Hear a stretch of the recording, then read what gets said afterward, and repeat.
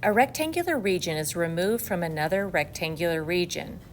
So in other words, we're going to cut a rectangle out of this rectangle. Once we've cut this rectangle out of this other rectangle, what's left behind is that blue shaded region.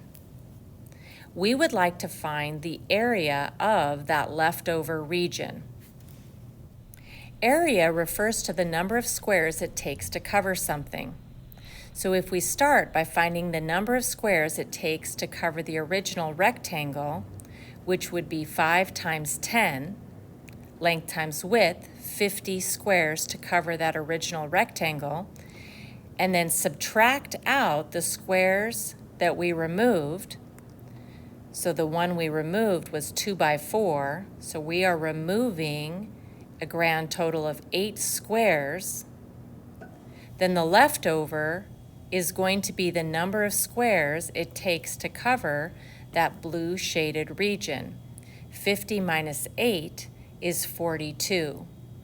So it takes 42 squares to cover that shaded region.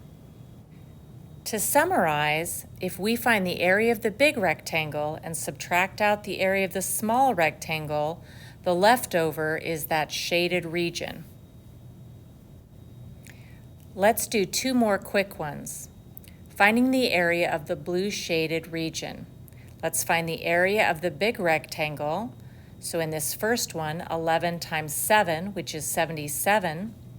Let's subtract out the area of the small rectangle, which is 4 times 2, and we get 8.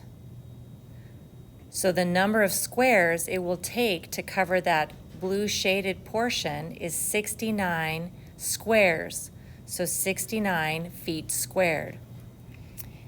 In this last example, finding the area of the big rectangle, that's 15 times 8, so it's going to take 120 squares to cover the original large rectangle.